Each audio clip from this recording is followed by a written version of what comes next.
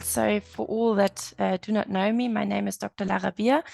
I am working with the HSF, with the Hans Seidel Foundation in Namibia, based in Windhoek.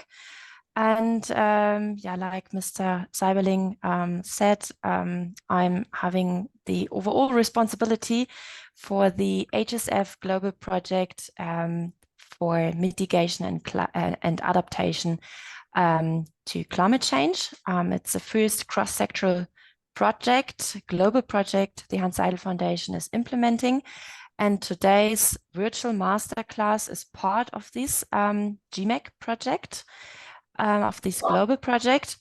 And but it's not an online event that stands for its own. It's part of an entire series we already launched in April. We had our first virtual masterclass on biodiversity and wetlands that has been organized by the colleagues from Korea. So you see, it's a global project with many HSF offices worldwide being involved in this project.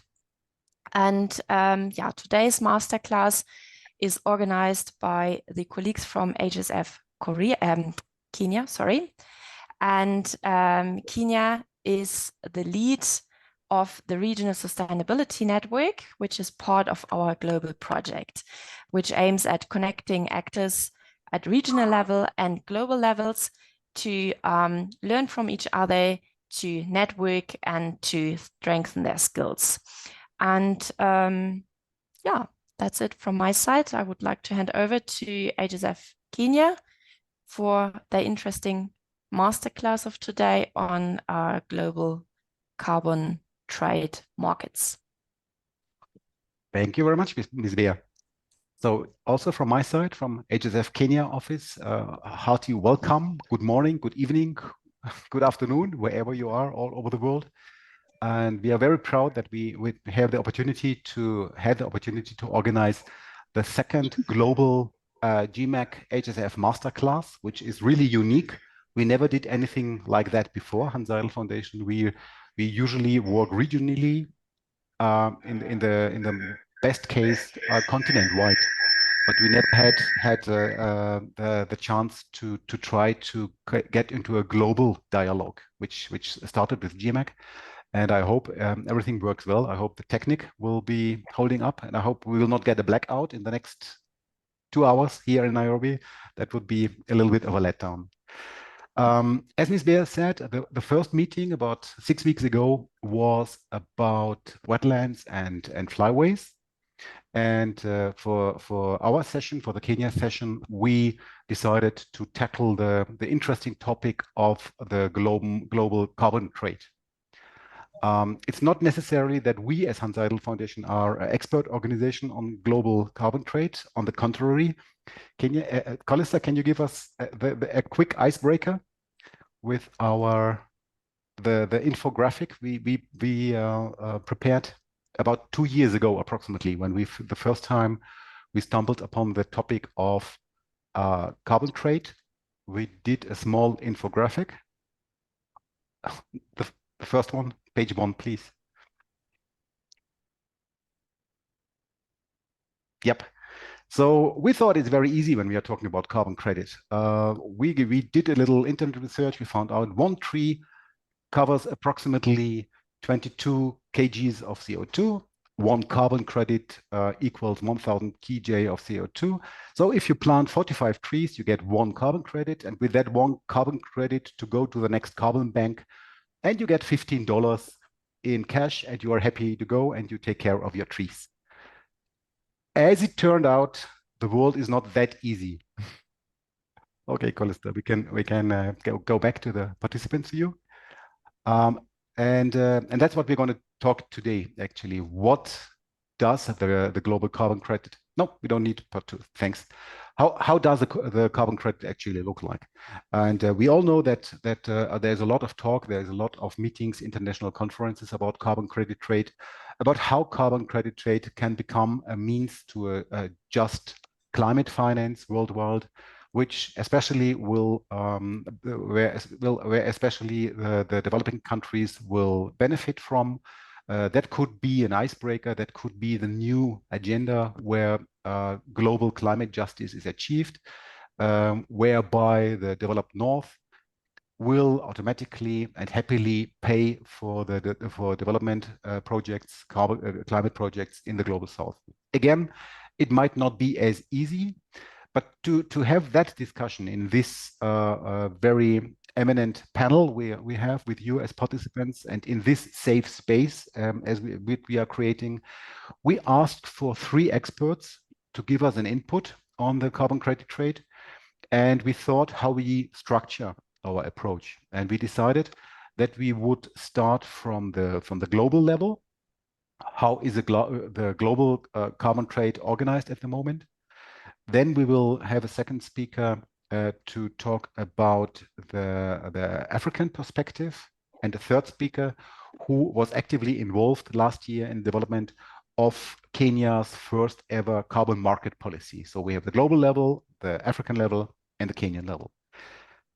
But because we did not want simply to repeat what you all can read on the internet, what you all can read on UNDP and other international organizations, so we did not just want to hear about the huge potential the carbon market and the global carbon market credit market brings, but also a little bit about the challenges, about the realities, about the problems we might be facing. And to do so, we searched high and low for experts on that level, and we were very happy that we find first Mr. Desmond Tutu, who is an expert on green agreements and sustainability at the Afrocentric Climate and Nature-Based Solutions Limited, ACNBS organization, who will give us an overview about the current situation on the global markets, on the global carbon market, on a global perspective, including potential footfalls and hidden problems for Africa in that sense. Our next speaker, which we are very proud to have today, is Ms. Achakpa from Nigeria, who did not hesitate to join us today, even when she's at the moment in Bonn at the international, at the UNCCC negotiations about carbon credits and climate justice. And still she will be with us.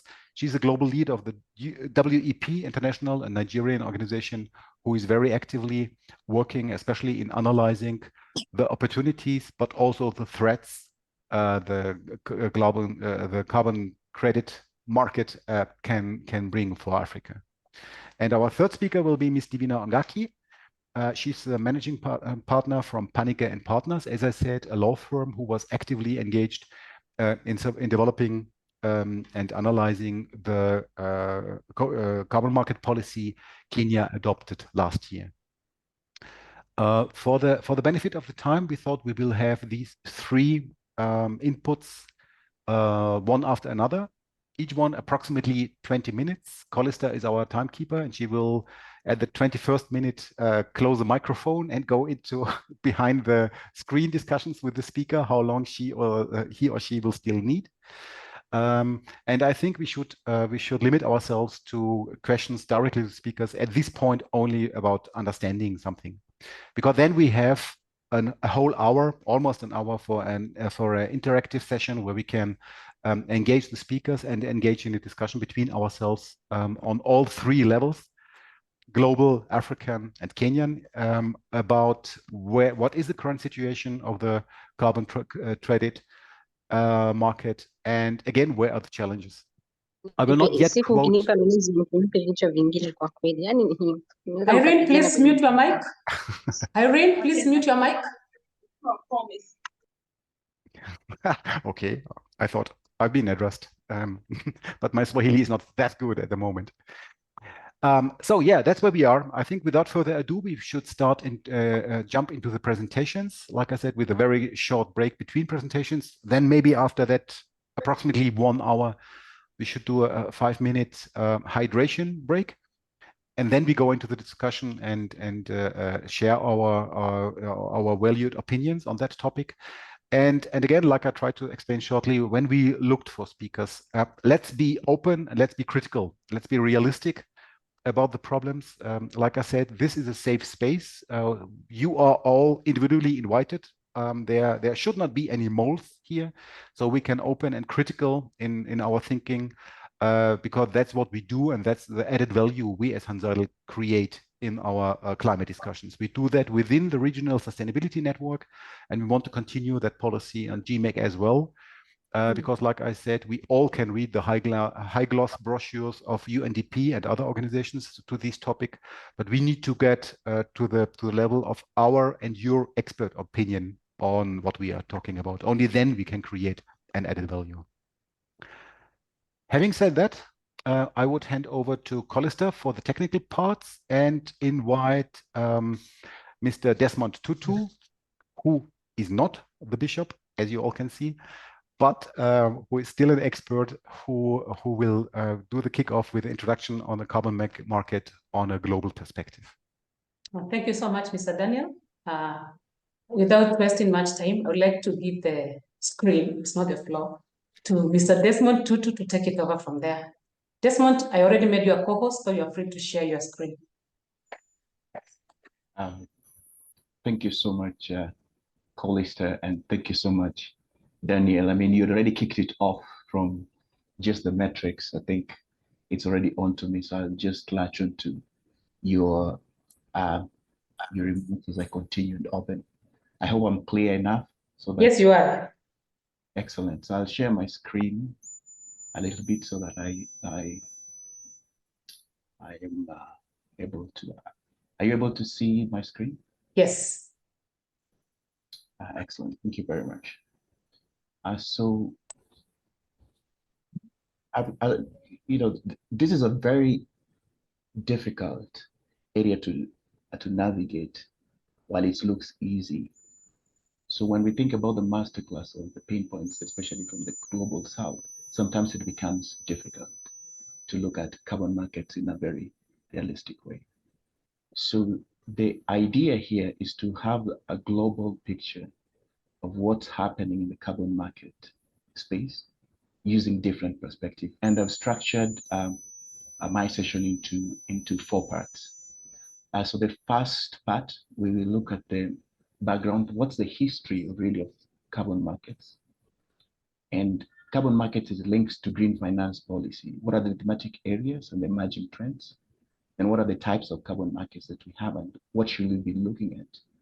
And then what are the barriers that we could get? And I'll gloss quickly on the barriers because one of the speakers, I think, will touch that in a much deeper session.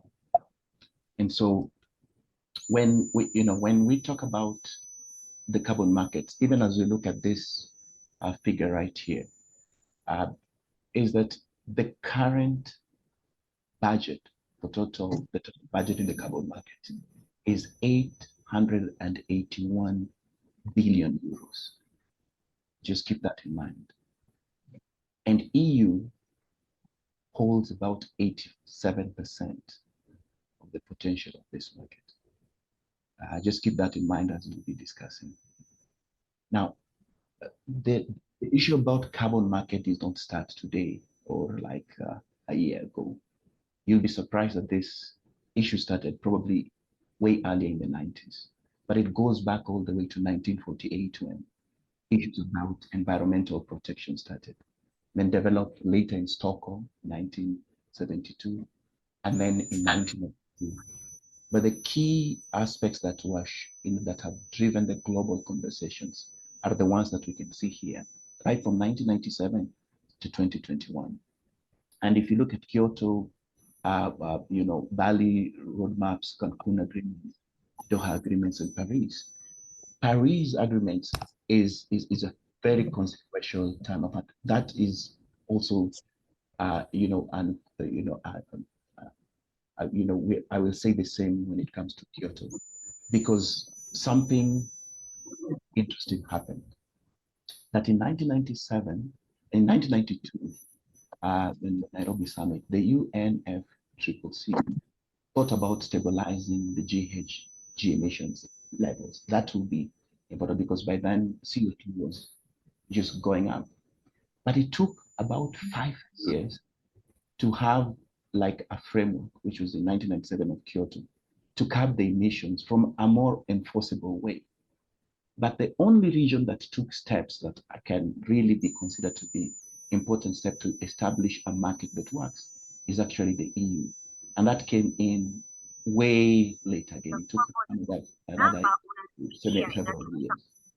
So you can tell that the shifts in the global carbon market stage has been happening in waves, and somehow it looks structured, but at the same time you realize that it's not, because the pace and the scale of growth of the carbon market changes over time, and the volume of emissions or abatement, the prices, the market, the supply, all these issues keep on changing. But I think the region that has really defined the pace and the movement and the formation of this market is actually the EU.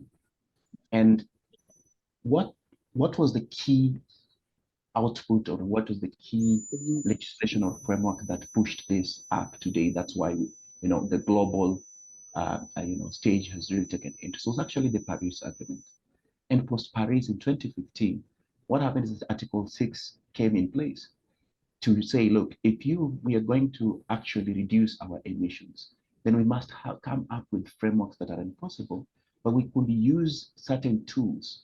We can create an environment already that was already established down in 205, the EU, to adopt it and make it open to other people in other world to use it as a way, one, as they're reducing their emissions, they work on their national capital finance restructuring, and by that, they keep track of their subnational carbon GHG emissions. So that what they do is that they find ways to optimize short-term solutions while they are minimizing what will otherwise be known as long-term benefits. And if you look at the market outlook, you'll be surprised that Europe, which is more of the EU, only abates about 1.1 metric tons. Now look at Asia and Latin America.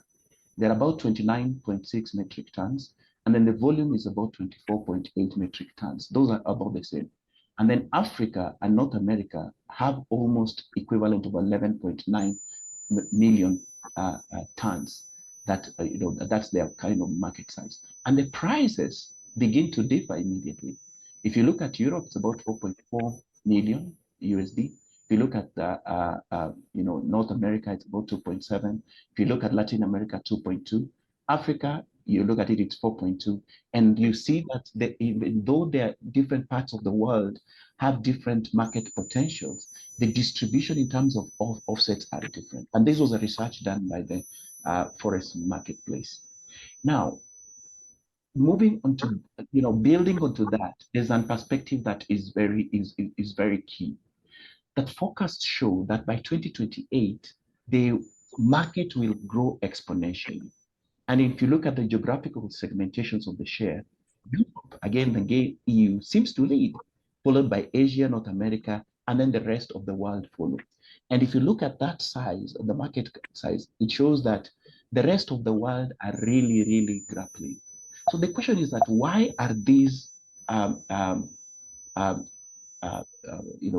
regions grappling? And the best case study is to look at the question in EU.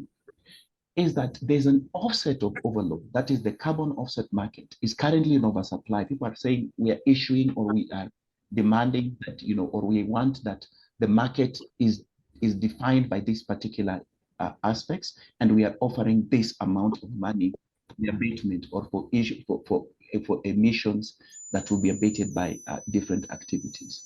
But if you look at the expanded reach, which is the diagram to the right, you'll realize that the only place, again, that is leading when it comes to innovation and adopting, these markets is, again, the EU. And then China is coming up, but then the rest of the world is missing from the chart. And why is the rest of the world missing the chart? It's because of certain concerns and risks that are distributed over the world, especially for those developing countries. One concern that arises is the distribution of benefits. How will people benefit from a market? In fact, people confuse whether, in fact, carbon markets are real markets. I want to confirm that carbon markets are already in existence and trading is getting on. The other question is the access to the markets. How do you access the markets? What are the opportunities? Are they equal? I mean, how those who is buying and who is selling, and what are the different scales of selling? And the other aspect is the quality of the offsets. What kind of innovation or what kinds of infrastructure do you have for offsetting? There are countries that are good in innovation, while there are those who have natural offsetting technologies or those that they have naturally within their, within their ecosystems. And then the question is that what will be the additionalities? What will be the leakages in terms of additionalities? Such that if we get into the carbon markets, what will I be benefiting? But then there's questions of, and those transition, in this case, lowering the carbon emissions, what will this mean in terms of eco benefits? Who is going to lose? Will there be jobs that will be created? And if there are no jobs, how will we actually, replace the jobs that will be lost by creating of these new markets and the death of other markets? And then the last part is the aspect of community engagement, which is how can communities or how can different people who don't understand issues of carbon markets be included when it comes to free, prior, and their informed consent, and how can they capacity build so that they are able to compete? Because when you're looking at markets, there are different systems and there are different rules that actually concern the market. Now, if you want to define the market, before we get into this slide of the barrier, is that you must have a system of supply, demand, and the market can either be regulated or not regulated, non-regulated. Now, most carbon markets, or how they operate right now, is more voluntary and not compliance. Now, compliance-based is the regulated market where you have laws and etc. But voluntary markets are those markets that it's the willing buyer, the willing seller. When you have a marginal willingness to pay, or you can pay for the offsetting of the trade-offs that are happening, you can actually acquire, you can sell, your abatement costs, and somebody else can actually offset your abatement costs, and you will be able to pay them, and they get value for money. But there are barriers and pain points, not just in the global south, although this title says so, that really cuts across. Now, there are many, and I don't want to touch each of them because of time, but I've divided them into, for the purposes of this masterclass, into 5 parts. The red parts are the ones that actually the world is grappling with. The ones that are in yellow are the ones that, are common and will cut across any jurisdiction or any parts of the world.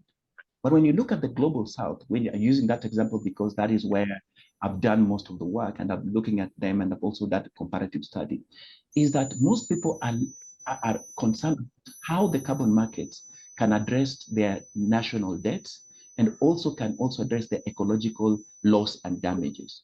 And then the other question is that how can they access finance? And these are issues related to cost, because the cost of actually establishing or trading in the market or putting up a project is really high. And so the question is that how can we package or prepare the projects that will be able to sell in the market and the quality that is required. The other question is market volatility. Most countries, especially developed countries, are dealing with the questions of inflation, taxation, market efficiency, and even how to monetize their carbon market. Because carbon markets, look at it, there's a confusion whether it's really a real product, or in fact it is imagined. So there's that problem. And then the other question is the consumer growth. Is the market growing or is it shrinking? And the other aspect, which is also concerning, is technical capacity. What are the tools and the mechanisms that are used? And what will be the capacity building to ensure that these tools are especially important in reporting? Because there is an aspect of integrity that is required when you're dealing with carbon markets at the global level. And that has been defined by the multilateral framework that I had mentioned before. Then the question is public policy. How do you anchor the local national public policy to mirror out or to meet the global framework? So for example, when you look at SDGs and NDGs and the social license, you find that countries have really grappled to actually customize this. Then the question is, could these challenges of public policy move into the carbon market space? And the answer is yes, they're there. And then another component is the governance deficits. People talk about carbon markets, but the political leadership that drives the carbon markets globally and also at national level really have punctuated equilibriums, because politicians sometimes come in and they give misinformation or information, and they leave the science behind, and they leave those who actually give the answers behind. And so it becomes more of a political question, and it becomes more politically driven than science driven, which would help when you're talking about carbon market and moving away from fossil fuels, which I think is the cornerstone of everything, and moving towards renewable energy, or energy that is, that is clean and better. And then the other question that still aligns with governance is, how do you divide the access and benefit sharing agreements? And that raises questions of enforcement legislation, and that the ones that are really hot topics right now is, where's the rule of law? What are the human rights? And do you actually align to sustainability? And these are the global concerns and the issues that have risen when you look at the global frameworks. Now, if you look at the barriers and pain points of the global south that they consider and they look at the global level, is that if you were to prepare a carbon or a nature-based project to deal with carbon abatements, the upfront costs are just too high. And so how do countries, or those countries that don't have that kind of capital, how can they prepare projects that can be marketable at that level? And then the other question is that, what are the costing, and is there even a framework or a methodology to deal with the costing? And now the international level, the global level, there are frameworks that are being developed, like IFRS, and GRI and other frameworks, ACNBS, those are frameworks that are meant to account for the carbon and look at the financial reporting, are trying to come up with approximation to see on how they can actually ensure that the practice is, there's a level playing field. But even if those level playing fields are put in place, if you look at the price, or you look at the costs that are projected by World Bank, really it could be an expensive venture, and it requires some level of support. Another aspect is market volatility. The price of carbon is not consistent. There are those sectors that actually fetch more prices. There are other sectors that fetch low prices. And the global framework that have introduced or led people to these particular aspects. And one of the interesting one that I've looked at over time is, if you look at the standardization, if you look at the diagram to the left, you realize that the technology or the products that focus on removal actually fetch higher prices, right? But the nature-based ones fall down, or they're just second down that green line. So it tells you that removals and nature-based solutions could be an important drivers in the global carbon markets, and they are recognized as so. Now, the other question or another aspect is access to finance. If you look at the percentage of climate finance that is across board, you do realize that the lower and middle income countries are actually the ones that are to be given more. But the question is that, are they able to match the kind of finance that are being given to them?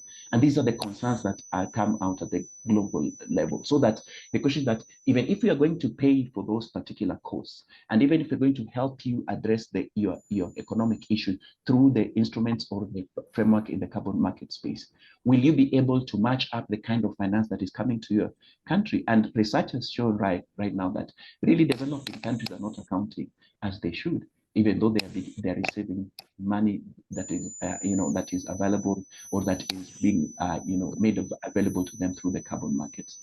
The other question is technical capacity. If you look at how carbon is removed, or carbon abatement is done, the process is complex. You have to deal with the project, you have to work on the budget, you have to consider the jurisdiction, where is it happening? You have to consider what organizations, what are your ideals, and what are the ecological benefits, and then what are the social issues that cut across. So one of the key questions at the global level that is addressed is in the bankability. If your project is not bankable, then you don't actually access the market. Also, if you don't meet the critical nominal values, the numbers that those who are selling the carbon offsets are, then you don't actually get the market. And then the other question is it profitable? Do you actually make profit, and profiting from what? Is it abatement, or profiting by using the money that you get from carbon markets to actually improve the people welfare index, or do you use it in actually offsetting your deficits? So these are the questions that arise at the global market. And the global infrastructure is not as fast, but it's slowly trying to grapple with these questions. And have they gotten it right? Not yet. I mean, I in my view, no, but we'll discuss here and see if this is really, happening, or it's becoming a reality. The other question is, when you look at the reporting and you look at the loopholes between the targets and what is required, you do realize that defining the standards and coming up with the methodologies to report are really still a challenge. And even at the global level, they only, very few institutions have come up with clear standards. And again, we give it up to the EU. It's only the EU that have come up with very realistic taxonomies of issues or frameworks to ensure that the practice at that level really is critical. Other regions are doing well, and other countries, but these are country-specific ones. You look at Japan, if you look at other areas, they are trying. But what is really a pain point that even at the global level is that there's still an iteration, they're still developing of these standards to ensure that those markets operate in the best way that they should operate. Another question is public policy. So using the case of Africa right now, as we talk about the carbon markets, you didn't see Africa really come out as a place where there could be some level of issuing and buying carbon markets or carbon products at a high level. The issue is that you find that very few countries are considering aligning their markets to meet the demands or to meet the infrastructure of what is considered to be a true market within a sense that can support the carbon markets. And so what you realize is that Gabon, probably Kenya, Malawi, Mozambique, Togo, Nigeria, maybe 5 more countries have come to this list. As of 2022, they had not, come up with really clear aspects of how they want to meet their goals. But look at the goals. It is to produce about 300 million carbon credits by 2030. And they want to unlock about 6 billion in revenue and by creating 30 billion jobs. This is so ambitious. Whereas if you look at their NDCs and how their NDCs is in correlation to what they're putting across, there's some level of mismatch. So there's a lot of alignment that still has to be done in order to what is at the level of what is required the carbon market meets what the national determined commitments would be in line with or will be aligned to, so that countries actually come up with policies that meet their jurisdiction specific conditions, and also at the same time before they move cross-border and have compliance at the global level. And I say this because implementation of carbon markets happens more at the local level than at the global level. But whereas the direction and the policies at least begins from the global level, then moves towards the national level. Now, when you look at at national development policies, the challenge that we talked about, the complexity in this area, there's so much across board to deal with. And if you look at the continuum, the green part, or if you look at the green arrow, that is more of a compliance-based system where you look at the law and policy. But the ones on the red, the red arrow that goes above, those are what is called voluntary markets. And look at still what is required in the voluntary markets. There's so much that still needs to be done in order to align these particular issues. You have to work on how you work on your pricing. How do you engage investors? How do consumers and communities share benefits? Who are your employees? How is the industry looking like? How do you collect your data? How do you report? How do you understand the supply and demand? There's just a lot in that particular space. But then if you Mr. Desmond, you need to be winding up.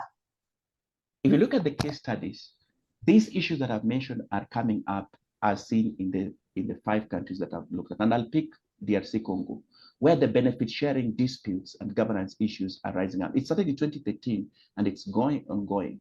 And the question is, how can you resolve the issues of the benefits? And I'll come to this last aspect. Liberation, if you look at it to the right, where everything is working perfectly, cannot happen. Equality also, on the other hand, is difficult because of an imbalance.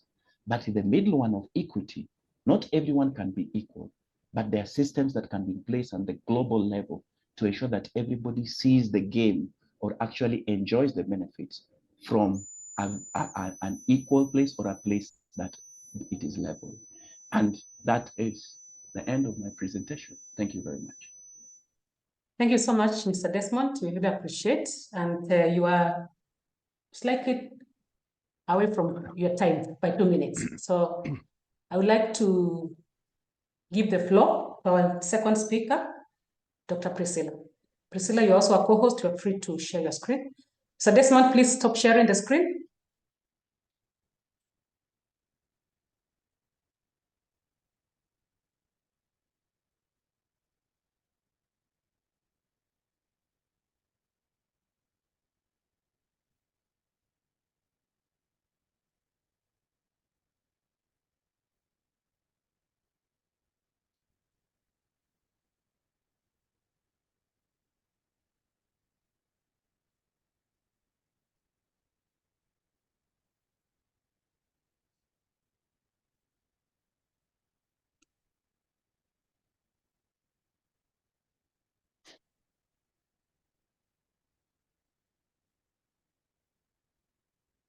Hello, good morning, good afternoon.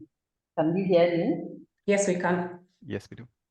Can you see my screen? Yes, we can. First and foremost, I want to appreciate the organizers of this program for bringing me on board to speak especially about what I feel so passionate about, and to also thank Desmond for kind of making my presentation already, because most of the issues I've captured in my presentation, he has already made the presentation on me. However, I'm still going to look at some of the aspects. I had an outline. I have an outline of looking at carbon markets in the global context, which he kind of gave us a historical perspective of the carbon market from the Kyoto to up to this point, but also carbon markets in the context of the global south. And then what is the comparative analysis, global north versus global south, the challenges, and then I have some kind of recommendation and my conclusion. Well, Desmond has given us at least a kind of a chronology of the global context of the carbon market. However, I need to also try to look at the types of carbon markets, which we have the compliance markets, the voluntary market. The compliant markets, which is governed by international agreements like the Kyoto Protocol and the Paris Agreement. These markets, based on the information or what is available, involves cap and trade systems where a limit is set on emissions and entities can trade permits to emit carbon dioxide. Voluntary markets in this regard requires, it goes to companies and individuals who purchase carbon offset voluntarily to reduce their carbon footprint, driven by corporate social responsibility and consumer products. So some of the key aspects of carbon market includes emissions trading systems, which Desmond also talked about, which emanate especially from Europe and North America. These systems set a limit and allow entities to trade permits to emit carbon markets, to emit carbon credits. Then we have voluntary carbon markets.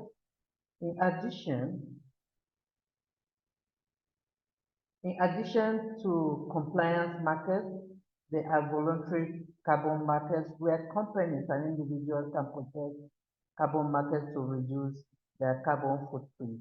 This is often driven by corporate social responsibility and consumer demand for greener products. We also have the technological innovation, which is being developed by countries which are also advanced. This is coming from the developed countries, not necessarily from the global south, and have financial resources to invest in carbon capture, utilization, and storage, as well as renewable energy projects that generate carbon credits. There are also regulatory frameworks that are typically supported by robust regulatory frameworks and monitoring systems to ensure transparency, accountability, and compliance with emission reduction. targets.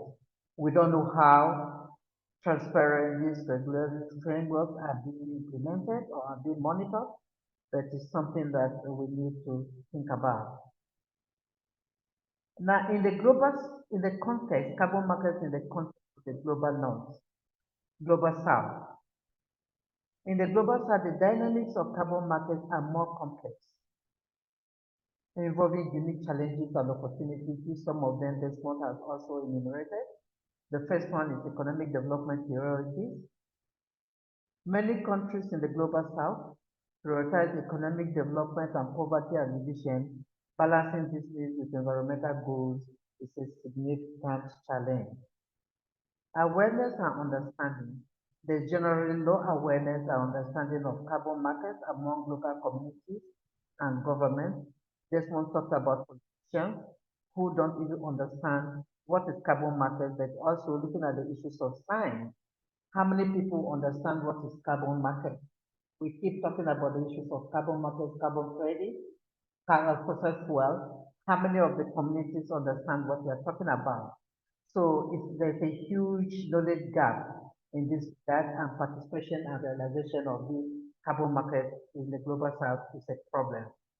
Equity and inclusion, which Desmond presented with a tree diagram, which I love so much, ensuring that the benefits of carbon market reach marginalized groups, including women and indigenous communities, is critical.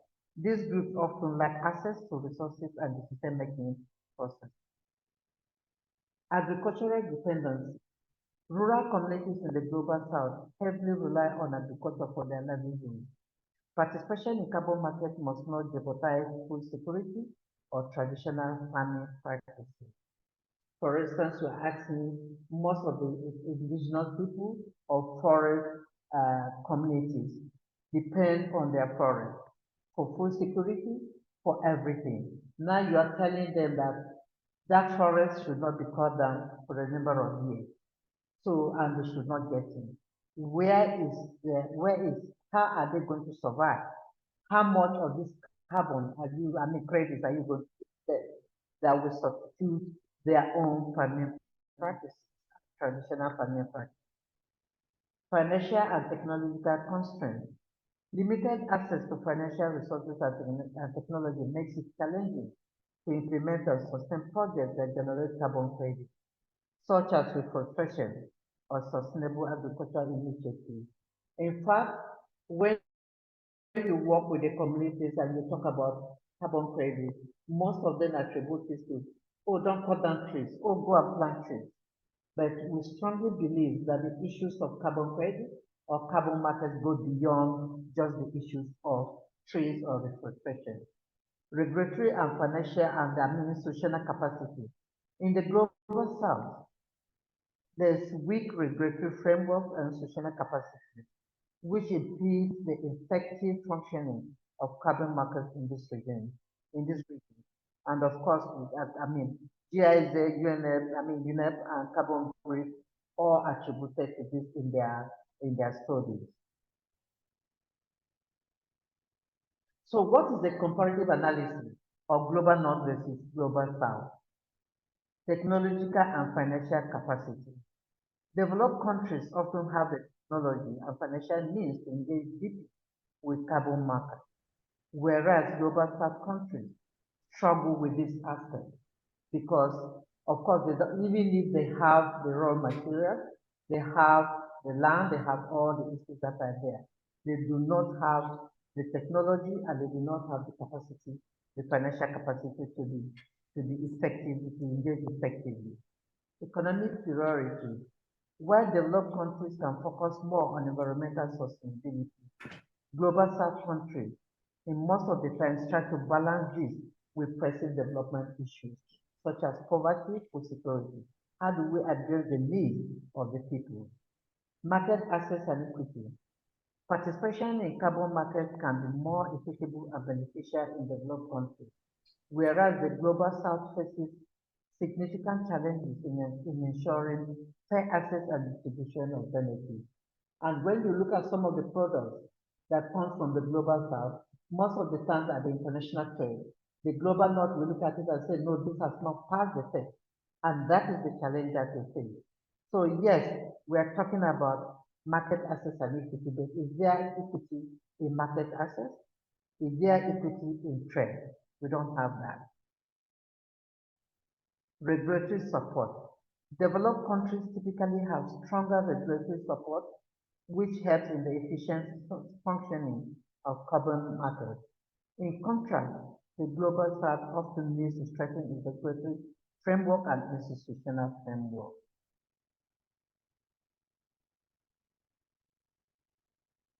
So, what are the market-based themes, climate solutions?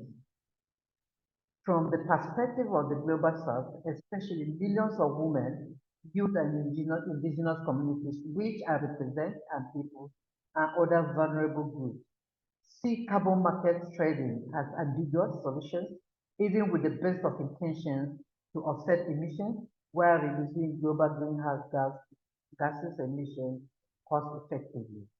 We see carbon market trading in the following perspective: profit over environment. The carbon markets prioritize financial gains over actual environmental benefits. The buying and selling of carbon credits can allow polluters, particularly in the global north, to continue emitting greenhouse gases while claiming to offset their impact through projects in the global south, which most of these projects, of course, are like, give it to me, and then they come back to take it over themselves. Because it's not enough to give me a project and you call it a, it's not, and then at the end of that same project goes back to your consultants and the rest of them. So it's giving me on the other hand and taking it back on the other hand. Inequitable impact. These markets often fail to deliver equitable benefits to marginalized communities. Instead, they further exacerbate existing inequalities and displace indigenous and local population from their land. Because you are asking me not to use my land for how many years? For 20 years. So what am I supposed to do? How do I take care of myself? What is going to be my source of livelihood? Effectiveness. The actual environmental benefits of carbon markets are frequently questioned. Issues such as double counting, lack of additionality, projects that would have happened anyway, and insufficient monitoring and verification undermines their effectiveness. Not all carbon projects aim to benefit communities. Large-scale projects such as forest planting, in most cases, prioritize private investment, potentially leading to exclusion of local communities from resources, land acquisition, biodiversity. Even though we have the issues of free and informed consent, that for any life project or any project that goes to the communities, especially that involves land and resources and forest reserve, the communities must be always aware and must be properly informed, and they must consent to this. But how many of these projects, especially these life projects, undertake such rigor to make sure that the communities are involved? The question raised is whether the support for carbon trading by developed countries merely a tactic to avoid their own commitments, allowing them to continue relying on fossil fuels for industrialization, is something that we need to answer. This might result in a reversal of industrial progress in developing nations, keeping them in poverty and reliance on the North for low, unreliable, and possibly unsustainable payments for carbon sequestration. The issues of energy transition, shifting from fossil fuel to renewable energy sources such as wind, solar, and hydro. Sorry, I jumped that. The issues of geoengineering. We see the governance of geoengineering technologies as complex, and we have raised ethical issues, questions about who controls this technology and who bears the risks and benefits of the cost of the cost in the global and of course the global north. It is all about market which possesses significant risks due to its potential to cause unforeseen and possibly catastrophic changes to the climate system, such as solar radiation, which for us as women, of course, it brings in the issues of cancer. What is net zero versus true net zero? Net zero offsets versus reduction. Achieving net zero emissions means that any greenhouse gases emitted are balanced by an equivalent amount of emissions removed from the atmosphere. Net zero targets often rely heavily on carbon offsets rather than actual emission reduction, which allow companies and countries to continue emitting while claiming to achieve net zero through offset. The issues of energy transition. Shifting from fossil fuel to renewable energy sources such as wind, solar, and hydro power. Energy efficiency involving energy efficiency in buildings, transportation, and industry to reduce overall energy consumption and emissions. But what is this energy efficiency? What do we say is about energy efficiency and transportation? Industrial processes, adopting cleaner technologies and practices in industrial processes to minimize emissions. So what is true net zero? Emissions will require eliminating all greenhouse gas emissions without relying on offset. And we, as women from Africa, we strongly believe that we cannot rely on an offset before we can have true net zero. This is considered a more stringent and environmentally effective target. So what are the opportunities that exist? We talk about financial incentives. Carbon credits can provide a revenue stream for rural communities and countries, helping to support local economies if it is truly implemented in the way it should. Sustainable development. Engaging in carbon markets can encourage sustainable agricultural practices and forest management, contributing to environmental conservation. Capacity building. Participation in carbon markets can bring technological advancement and capacity building opportunities, helping communities adapt more efficient and sustainable practices. Global recognition. Active involvement in carbon markets can position the global South countries as key players in global climate initiatives, attracting further investment and partnerships. What are the challenges that the global South is facing? Understanding and awareness. There is a significant knowledge gap, especially in the rural communities, regarding carbon markets, carbon storage, and carbon sequestration. When you go to the communities and you are talking about carbon credit, the language that we're using here, how many of the communities understand what is carbon market, what is carbon storage, what is carbon sequestration? This knowledge is huge, and it is important for us to begin to unpack this knowledge even when we have projects that are talking about carbon credits, for them to understand what we are really referring to. Equitable benefits. Ensuring that the financial benefits of carbon markets reach women and community members fairly is a major concern, because we see as this is being driven by the big businesses. So the small farmer and the women are not fairly treated, and of course they don't even know what is happening. So the benefits of carbon markets, they don't even understand. Sustainable livelihood. There's a risk that reliance on carbon credits could overshadow traditional livelihoods like farming, raising questions about food security and self-sufficiency. Adequacy of payment. Whether the payment from carbon credits are sufficient to meet the comprehensive needs of rural communities including food, health, and other essentials, remains uncertain. For instance, you asked me that I should keep my forest, I should keep my land for the next 20 years. How much are you going to give me? Desmond has presented the amount of which each community or even like my country, Nigeria, has been able to say that they are going to be generating carbon credit.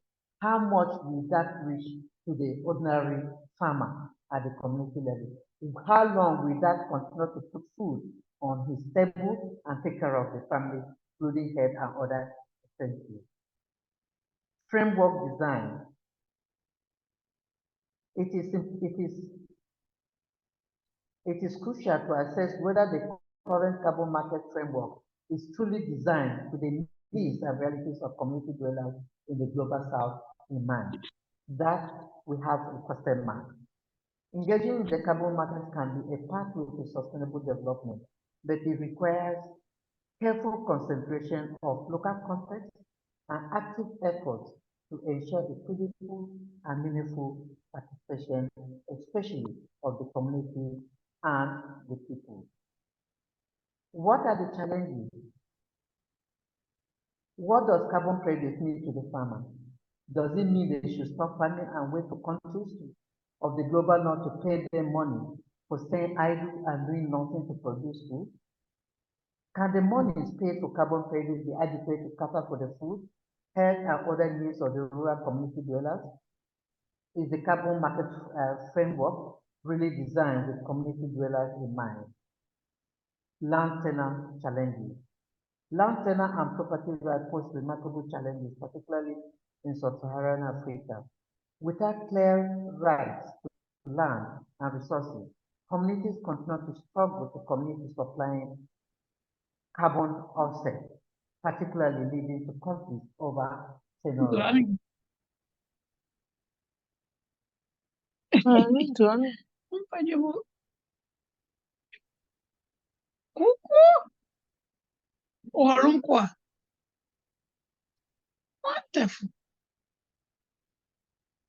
So indeed, for our recommendation, we need to join the African climate negotiators. And sorry, I think something is wrong. Okay, so in terms of recommendations, the global north should commit to reducing their emissions by eliminating fossil fuels now. The global north should commit to contributing to fair share of grant and public funding rather than loans and private market-based financing. We don't want loans. We are tired of loans. Loans continue to keep us where we belong. They say he pays the tax, he pays the fee. We are collecting the loans, but how much of that is impacting on the communities? We have seen the effects of SAP, Structural Adjustment Program, that came and that most of the countries were heavily indebted and have continued to pay it. So we are saying that we don't want loans.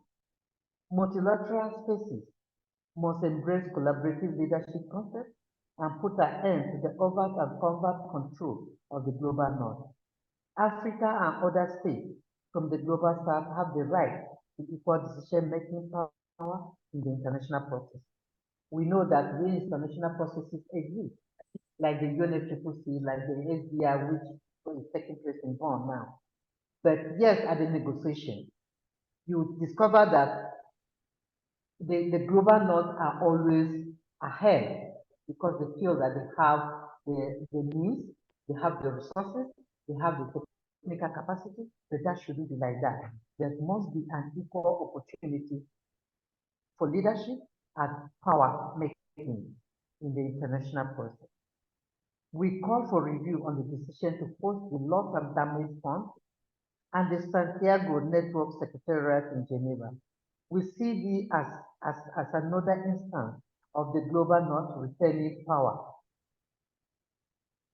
over climate finance mechanisms, potentially sidelining the voice and needs of those in the global south who are most impacted by the impact of climate change.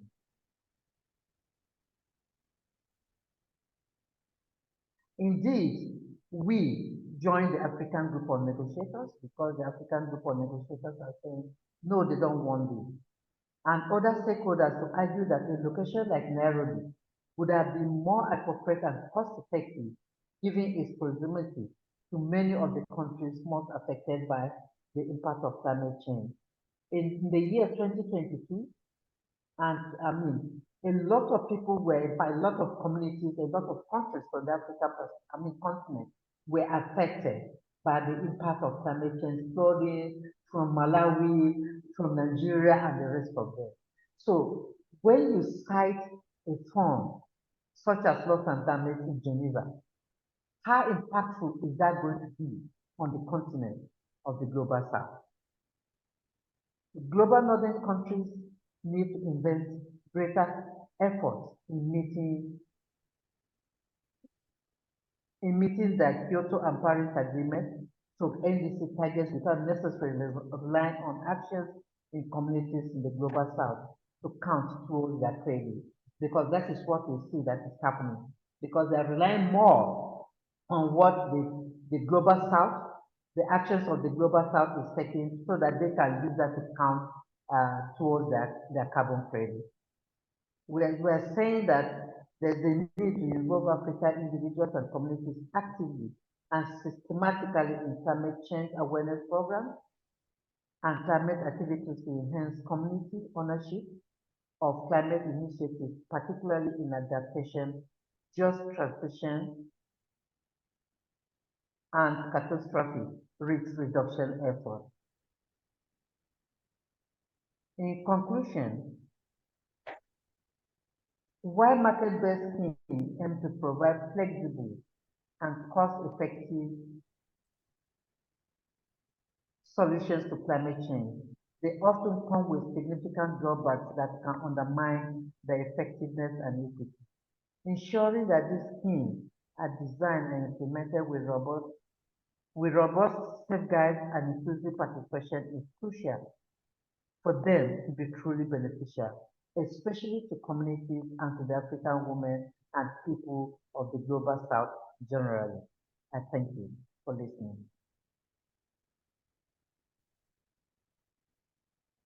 Thank you very much, Dr. Priscilla. We really appreciate your time to create such a detailed document.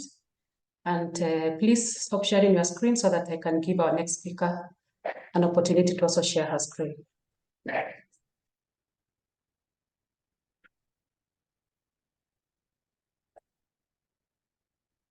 Awesome.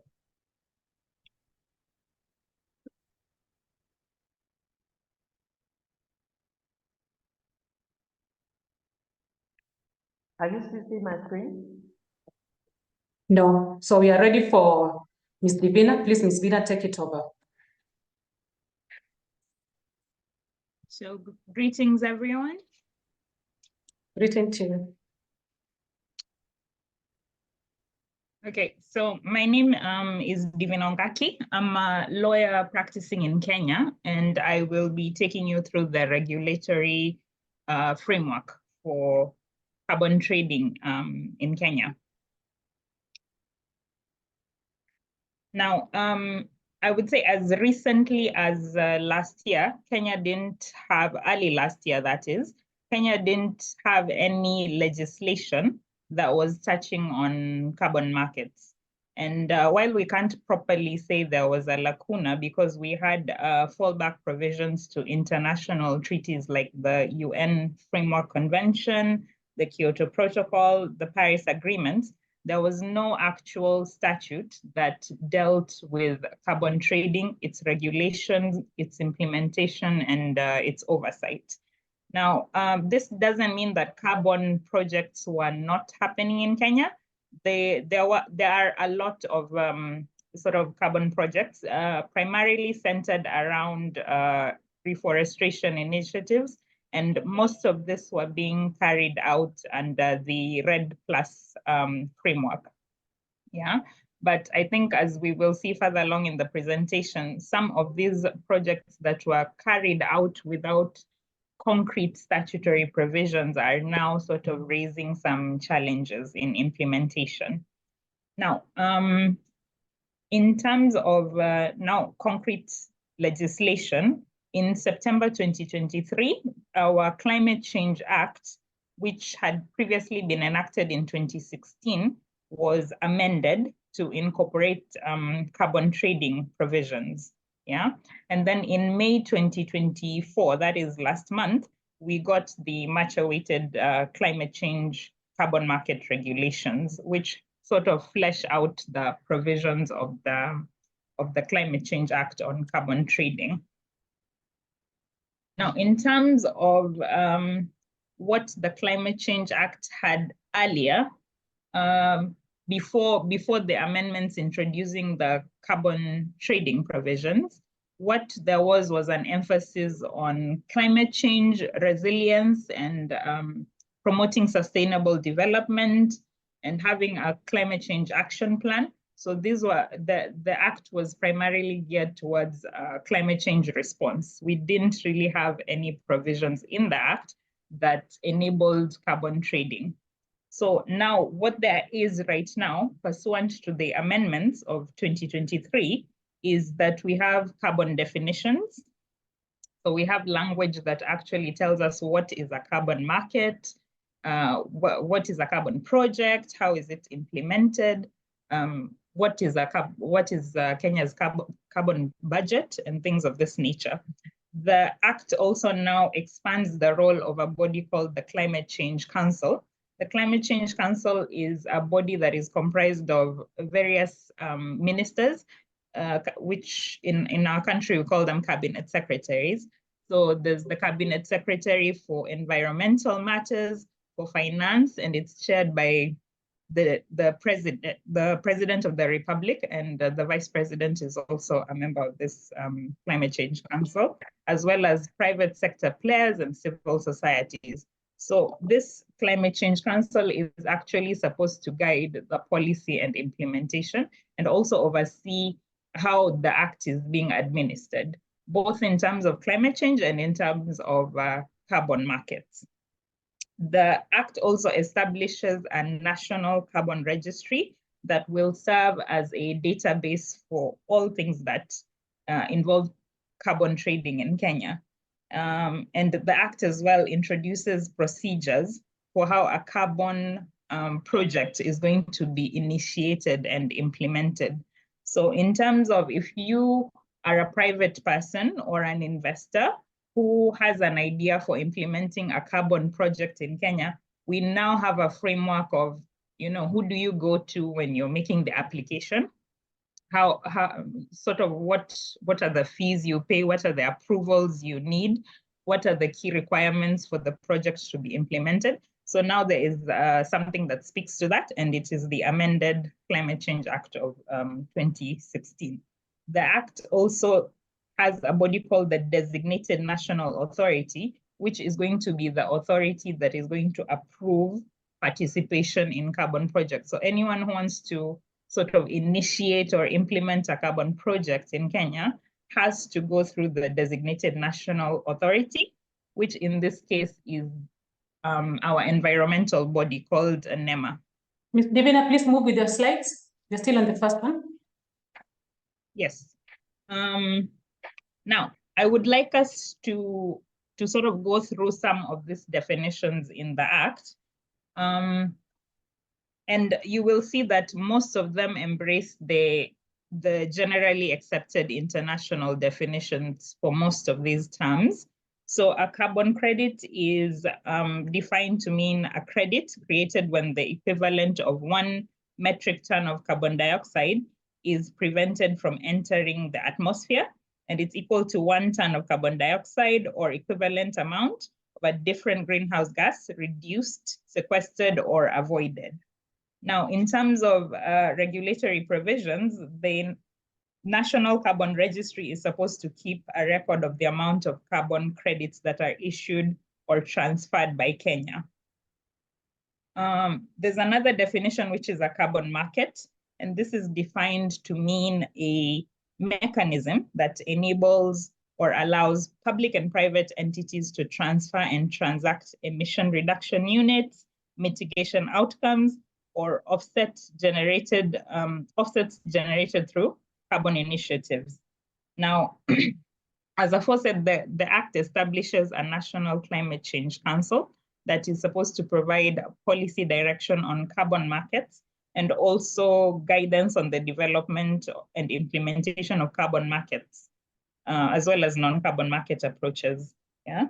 So the Climate Change Council is the body sort of overseeing how carbon markets are implemented in Kenya. There's another definition of a carbon project, which is defined to mean an intervention, which includes programs, projects, and products designed to remove, reduce, sequester, or avoid carbon emissions. Now, the carbon regulations of 2024, as I've said, have appointed the designated authority as the entity that is responsible for authorizing participation in carbon projects. So any proponent who wants to implement a carbon project has to apply to the designated authority, which is NEMA.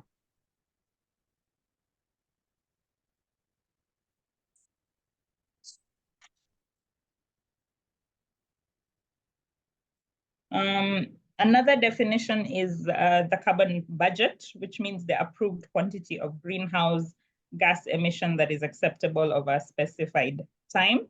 And this is in line with our Kenya's national obligations. This budget will be carved out in relation to Kenya's international obligations.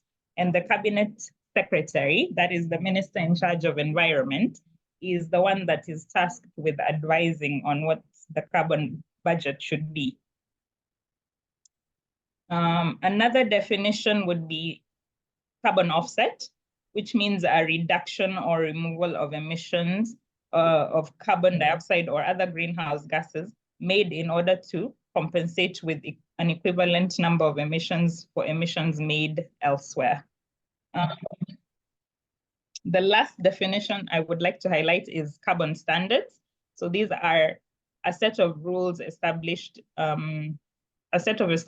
rules or procedures and methodologies that guide the generation and issuance of a certification. So in Kenya, the designated national authority is going to be the entity that is going to maintain a list of recognized carbon standards for carbon projects. Now, another thing I would like to highlight is maybe how participation in carbon markets or trading in carbon credits is supposed to occur. So under the provisions of the Act, there are three main ways for this. There are bilateral or multilateral trading agreements, and the Act empowers our cabinet secretary to enter into these agreements with other state parties to trade carbon for emission reduction. A second way would be as a result of trading with a private entity. And again, the cabinet secretary is also empowered with the approval of cabinet to enter into agreements with a private party to offset carbon emissions. And finally, the third way would be through voluntary carbon markets. Now, carbon markets are defined under the Climate Change Act as a market where private investors, governments, non-governments, and businesses voluntarily buy and sell carbon credits. So this actually is like a pathway of how to start engaging. But the carbon regulations actually flesh out and create a pathway for how a proponent might actually implement a project. So you as an individual or an investor, you have an idea for a carbon project. How do you implement it in Kenya? So this is what the regulations provide. So as a first step, you have to make an application to the designated national authority, which, as I have said, is the environmental body NEMA. So you make this application in the prescribed form, you pay a prescribed fee, and after consideration, the designated national authority will either approve that application or reject it. Now, if it approves it, the designated national authority will then further require you to submit a concept note for that carbon project. this authority is then going to make considerations, sort of determinations on that concept note. And it is empowered to sort of pull together ad hoc committees to consider this concept note. So after consideration of the concept note, the next step is that either it issues you with a letter of no objection to say you may go ahead with the project, or it rejects or requires you to make adjustments to your concept note. So once the letter of no objection is issued, then they require you to submit a detailed project design, which also now goes into further considerations by the designated national authority. So it's a three-step process. You first make the application, they accept the application, they ask for a concept note. The concept note is fine, they'll issue a letter of no objection. And what the regulations require is that after you've gotten approval on your project design, you have 12 months to commence the project.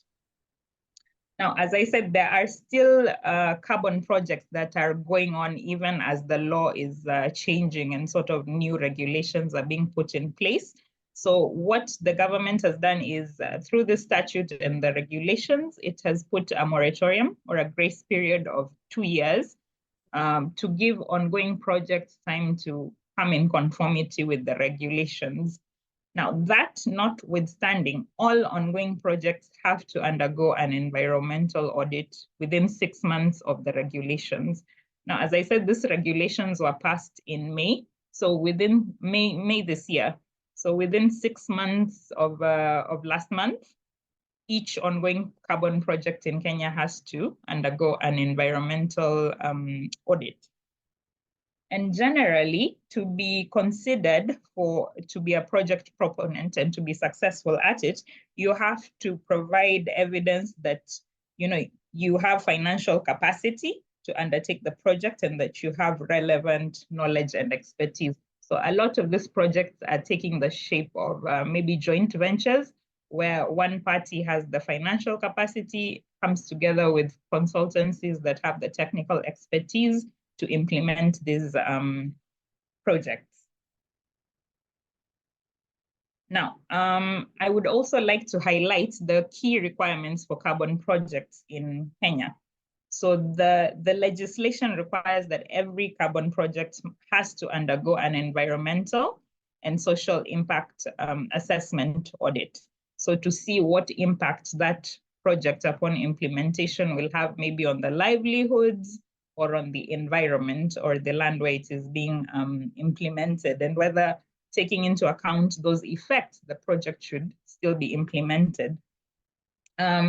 There's a requirement under the regulation that each carbon project has to be certified by an international body according to international standards, and it also has to be independently audited and each result verified.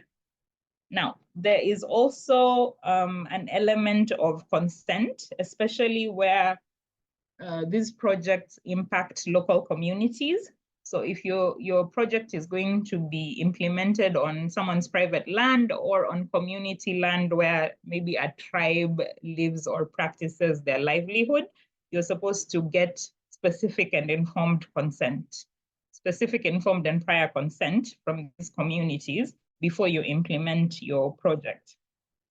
There's also an additional requirement here that each county government where the project is going to be implemented has to give a letter of support. So those are some of the requirements before implementing a project. Another requirement would be a community development agreement. So this is an agreement that is going to lay out the obligations between a project proponent, the community, and other stakeholders, maybe if the county government is involved. Now, a community development agreement is relevant where the land is private land or it's community land. And another key aspect of this community development agreement is that it sets out the social contributions that are going to be paid to the community. So in terms of benefit sharing, the percentages should actually be set out in the community development agreement.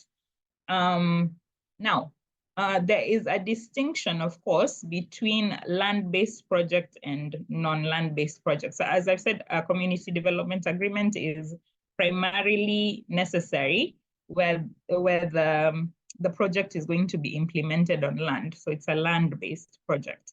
And the definition of a land-based project is a carbon project that involves activities related to land use, land management, ecosystem conservation and restoration. So all these activities are aimed at reducing emissions and carbon sequestrations. So that is a land-based project. Now, on the opposite spectrum is a non-land-based project that doesn't require land for execution. Another issue maybe that I would like to highlight as a difference between land-based project and non-land-based project is the Act provides for percentages that are supposed to be paid in terms of benefit sharing. So for a land-based project, the project proponent is supposed to pay 40% of the project's aggregate earnings to the community. So if you're going to a community, maybe a tribe, and your project earns a particular amount, 40% of that should be paid to the community. For non-land-based projects, it's 25%. Now, of course, the regulations have sort of clarified that these percentages are going to be after deduction of, let's say, business expenses. So there's going to be an element of taking into account the cost of doing business. All right. Now, there's also a statutory requirement that every carbon project has to take into account the sort of the impact on environmental, economic, and social and cultural well-being of the community, which I think is a nice touch. There is, I mean, we will cover this towards the end of my presentation, but there are sort of calls from communities where some, in Kenya specifically, where some of these carbon projects are being implemented to say some of them are tampering with their way of life or impeding their way of life. And, you know, are they being sufficiently compensated? So I think this is a nice introduction by the Act to require this as a statutory requirement, yeah? Because now this means it can be actionable. If someone has a claim, they can rely on this section to say, you know, a project didn't actually take into account certain things before it was implemented. And of course, there's a requirement for public participation when you're implementing a carbon project. Now, I would like to speak also a bit on the National Registry. So the National Registry, as I said, is going to be a database of all things carbon trading in Kenya. It's established under the Climate Change Act, and these are some of the things that it's meant to record. So all the carbon credit projects that are ongoing and the programs that are being implemented, the red projects, authorizations for participation in initiatives. So under this would be like if a proponent has applied to the designated national authority for approval to implement a carbon project, all those approvals would have to be documented and registered at the registry. The carbon budget and the greenhouse gas reduction units, the amount of carbon credits issued and transferred out of Kenya, the amount of carbon credits that are issued to emission reduction projects and programs recognized by Kenya. Now, this list is not, of course, exhaustive, but everything that sort of covers carbon trading should be documented by this at the National Carbon Registry. And this registry is going to be operated by the designated national authority. And what the regulations have provided is that there are going to be 6 main sectors under this registry. So there's going to be an energy sector, a transport sector, an agricultural sector, a forestry sector, a land use sector, industrial processes, and a waste sector. So where your project falls is where the registration will happen. So if your project pertains to forestry, the registration will happen under the forestry sector and so forth. All right, now there are offenses under the Act, of course, to incentivize compliance with the Act's provisions. So some of the offenses that are created in relation to carbon trading is conducting unauthorized trade in carbon credits.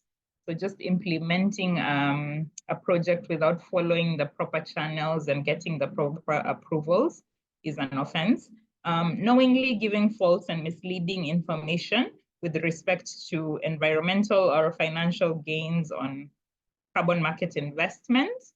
I know I've been reading in the press a lot about, scandals related to falsifying of credits and, whether the audits are happening in the proper fashion and all this kind of thing. So, so falsifying information has been made an offense under the Act. Manipulating carbon credit measurements in order to claim additional measurements is an offense, and engaging in money laundering through carbon trading is also an offense. And under the Act, the penalty is a fine of 500 million shillings or imprisonment for 10 years or both once you're convicted of this crime. Some of these crimes. There are also offenses that are created under the 2024 regulations, but these particularly pertain to proponents not following the procedure. So if a proponent fails to submit a report or fails to follow the proper laid out procedure for getting approvals, implementing the project, or not complying, because when a proponent gets an approval, the designated authority is going to oversee the proponent's implementation, that you're actually following the design you submitted and that the project complies with the existing laws. So if there are sort of deviations from that, there is a fine of 20,000 and an imprisonment of 6 months or both. Yeah. Okay, now I also wanted to mention a few things in terms of criticisms of this act and its regulations. A major one for me would be that there are some policies that are outstanding, and ideally the policy should inform the law, but in some cases the law comes before the policy and it creates a sort of not a harmonious implementation, because then there has to be amendments that come later and so forth. Another would be that some of the organs that are required for the implementation of the act have not been properly put in place. So there are bodies that need to be set up that oversee the implementation of the act, and these bodies need to be constituted of various people. So there's a vetting process for those people, and that can take some time. And what happens then is that, proper implementation of the act then takes much, much longer. And another example would be, there's a whitelist that is supposed to be created under the act of projects that sort of acceptable activities from which carbon projects are supposed to be based. So some of these things have not been done. And then, so that makes sort of operationalizing the act in full a challenge. I also wanted to touch on a bill that had not yet been passed. It had been proposed together with the amendment to the Climate Change Act, but it was not passed. And it's the Carbon Credit Trading and Benefit Sharing Bill. Now, this act had initially sought to set up a carbon credit trading benefit sharing authority that would oversee, how benefit sharing to the communities happens. And also it intended to give permits to people trading in carbon business, so that as permission for you to engage in carbon business. But there was a great amount of duplication between this bill and what is in the Climate Change Act. So that might be one of the reasons that it's not yet been passed.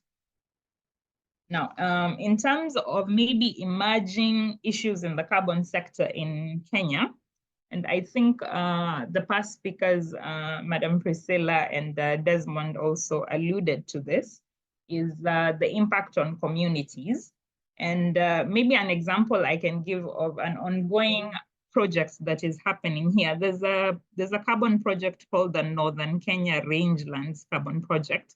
It's a soil removal project that covers about 4.7 million acres. And it's happening in the northern part of Kenya. And there have been complaints from the Maasai, the pastoralists communities who live there, that this project is being implemented without consideration of their way of life. It's impacting their livelihoods, and they're not being adequately compensated.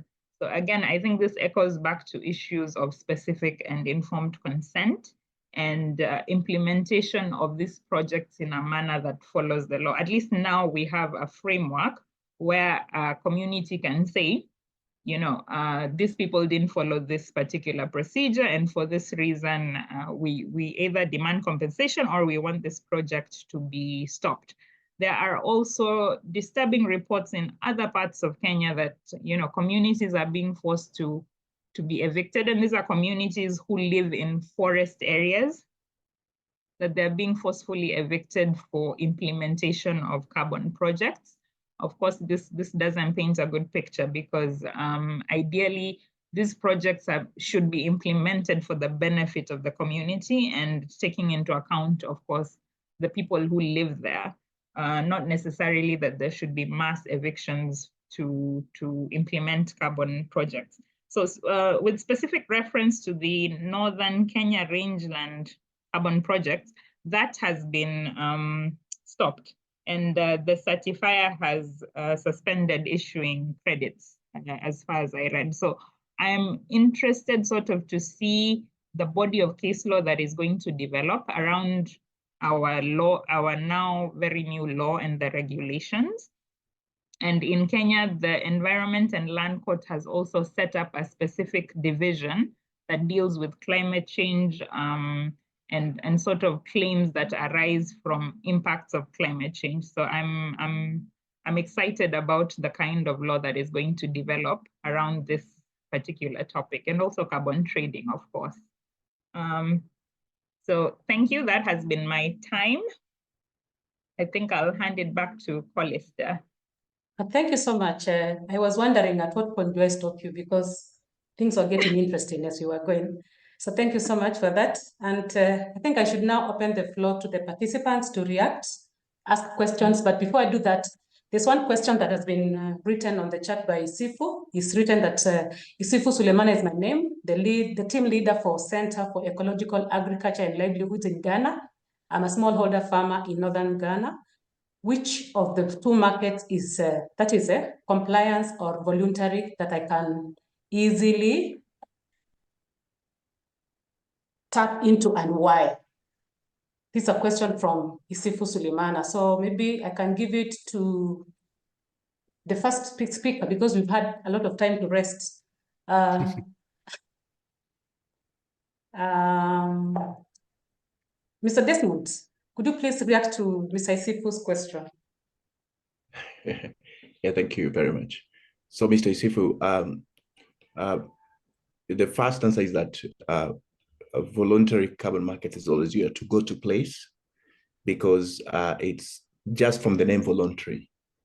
It operates within the frameworks of who wants to buy, who is willing to sell, who is willing to buy.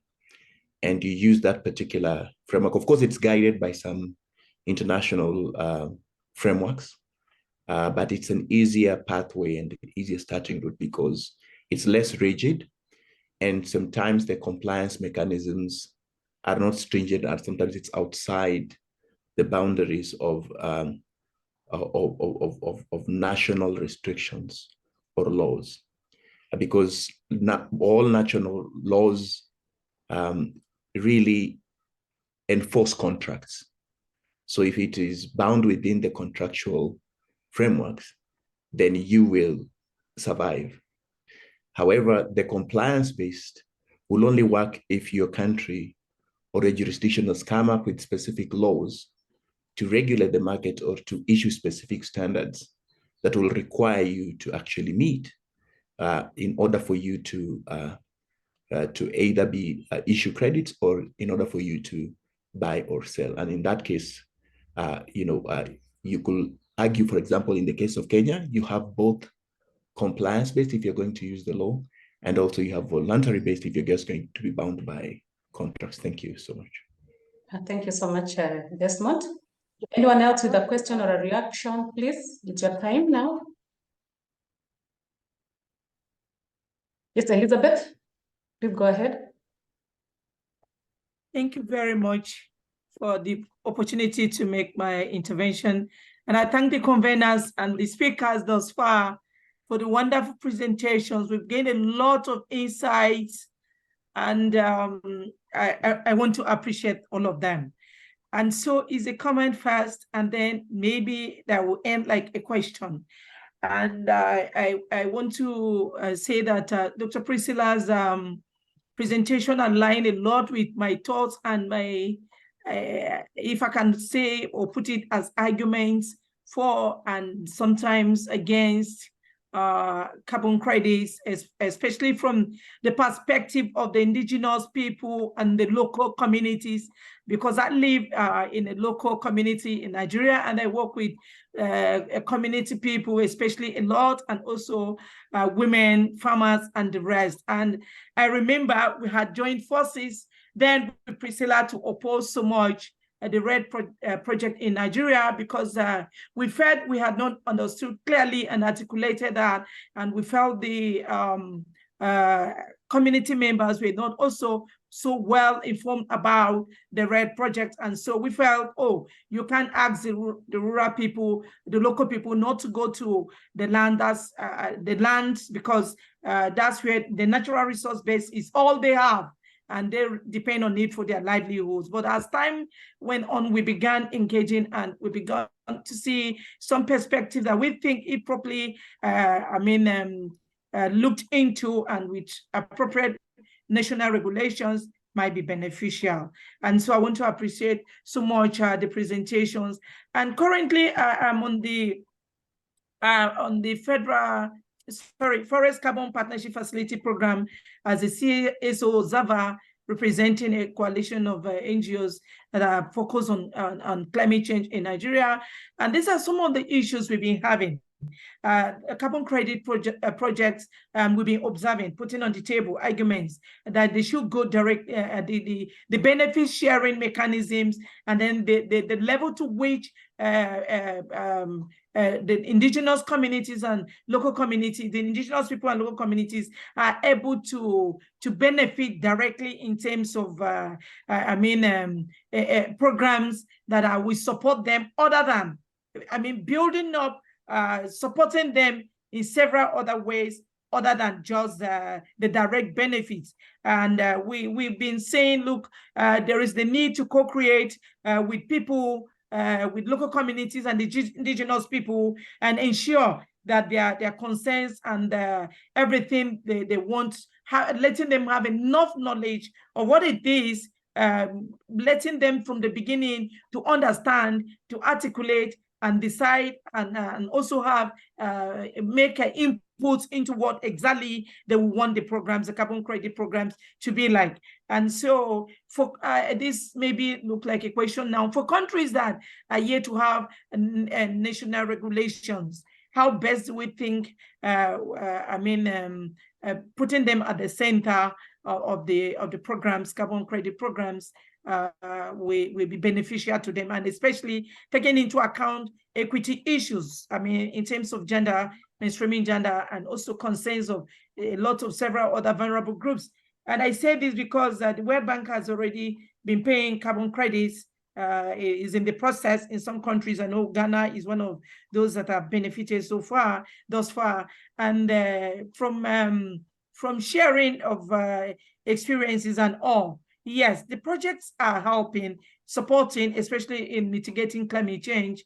But then there are concerns, little concerns here and there I'm not referring to Ghana, but then of people that we had access to talk to some people and share, especially amongst civil society community, of some people having, reservations on the overall benefits to them, and especially the impact on livelihoods, because sometimes the money, if it's to go money, is so small, but then if it's in terms of projects and issues around, equitable sharing as well. But then I was in a meeting where a company, carbon credit company, put up a beautiful proposal, and it looked like the farmers are already benefiting where they're working, benefiting well. And so I just wanted to share these thoughts. Maybe as we proceed, I could get more clarifications referring to the part that is the question. And thank you for the opportunity. Over. Thank you so much. Could I clarify something a little bit? Maybe I didn't say this when I started, or maybe I rushed through it. Carbon markets operate from a market perspective. And maybe we need to slow down and understand what a market is.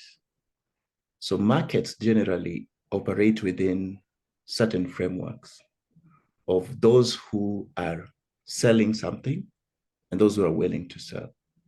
And ideally, carbon markets, the way they're structured, they don't actually contextualize issues of equity, and they don't contextualize issues of access and benefit sharing. They work within the realm of markets. And it is only the impacts or during the agreements and negotiations that the issues of negotiations can come in of equity to negotiate. Otherwise, after those agreements have been formed, there are no other further remedies that can be sought outside those agreements. So whilst we agree and say that there are a number of issues of equity, a number of issues of community that need to be resolved, it is important to keep in mind that carbon markets operate from the markets, they're market driven. However, there are other aspects or instances where they might be community driven, but if they're community driven, they still have to fit within the framework of the carbon markets. And sometimes they're government driven, because governments come in place to say, look, we need you in your agreements, and as you work on your agreements, these are the bottom lines, this is what you need to do. However, still, it will still work within the realm of carbon market. So think about the dynamics and the optics of a market and look at carbon markets from that lens. And my colleagues probably could also add on that, but I just needed to underscore that the carbon markets operate within the realms of the market forces and how markets are run or driven. Thanks. Thank you so much, Desmond. Let me just add to what Desmond has said. Yes. You know, in my presentation, I made reference of he who dictates the tune, who plays the pipe plays the tune. And so it is very interesting that the issues of carbon markets, we are yet to understand it from the context of the global south. A lot of people don't understand what is carbon market, what is carbon credit, what is carbon sequestration, until we begin to understand this is the community people. And of course, if I'm selling something, I am the one that is deciding, of course, how much it costs. If you like, you buy it. If you don't like, you don't buy it. That is just what Desmond is saying. So the carbon market is determined by the issues of capitalism. People who have the money, people who think that this is what they want, are the ones that are presenting this to us. And so for the community people, there are really, really no benefits. There might be some benefits, but in terms of negotiations, whether there are regulatory frameworks, just as my sister from Kenya has presented very well, but how these regulatory frameworks go down to impact positively on the communities is still a tall ambition that is yet to be properly understood. So until we understand the carbon market, the carbon trade market, we are still not there. Every day we still be grappling with it. In negotiations, yes, we have the technical people. I'm a negotiator. And when I negotiate on behalf of my country, I look at this issue critically. But when it comes to the signing of the agreement and the implementation, of course, the politicians who are there at the decision making, who will approve the budget, don't really understand the issues that we are talking about. So it still boils down to the issues of awareness. How do we get people aware, understand, and unpack the knowledge, the language of carbon credit, the language of climate change itself, so that people will understand and begin to work on it. Thank you. Thank you so much for your contribution. You are answering that question quite well, Dr. Priscilla. I still have a lot of questions and hands up. Runyarara, please go ahead. Thanks, Colista, and thanks to the presenters. For me, I think hearing Dr. Priscilla present, I think it sort of touched a lot in terms of some of my worries around carbon markets. I can give an example where I interacted with a number of farmer group leaders at the Africa Climate Summit, and they had attended some of the sessions that were there on carbon markets. You could see a lot of confusion in terms of what the carbon market system really will bring to them in terms of addressing their vulnerability issues, especially the issues that Dr. Priscilla was highlighting. So for me, I'm still a bit worried about how it's being done, because although there may be documents written down by governments to say consent has to be informed and prior to the activity, sometimes it's consent, it's informed only on the paper, but when in actual practice, people are sort of driven to accepting certain projects and say, okay, you can't now utilize your resources because you get benefit of money. And in the people's minds, sometimes the moment they just hear about receiving money that can potentially help them send their children to school, they'll think this money is very significant. And at times when they then receive it, or then they see what then happens or what comes to their community, they realize it's not as significant. So I think if it's not carefully addressed and effectively engaged in terms of the real impact it will have on the communities, I think there's still a lot of gray areas, and people are probably just rushing into it with these dollar signs that are flagged in their faces without clearly and critically analyzing if there is a real impact that will come about to the very vulnerable, mostly global south. Over to you. I'm sorry, I have to rush to another meeting, but thank you so much. Thank you so much, Runyararo. Yes, the dollar sign is attractive, you know. Now, I have a question from Job. Job is asking, could you please highlight some institutions in Kenya that are currently working with grassroots CBOs to access to carbon credit markets? That is number one. And I go again to another question so that we answer them as soon as possible. In Kenya, how does the carbon market contribute to NDCs? As most of the credit is exported, what is the government tax on carbon credits? As I did not hear on this. And then one more question, then we'll answer this one first. From the presentation, I have listened, and especially the last presentation, looking at the legislation and compliance standards required, it seems unachievable for rural people and CBOs to undertake. The challenges seem to weigh much more. That is Jennifer Okusia from Uganda. First, I think we go to Divinah on the first question. Do you have any organizations that CBOs can go to access carbon credit? From yes. Mm-hmm. Yes, so this, of course, which organization also depends on the type of project you're trying to implement.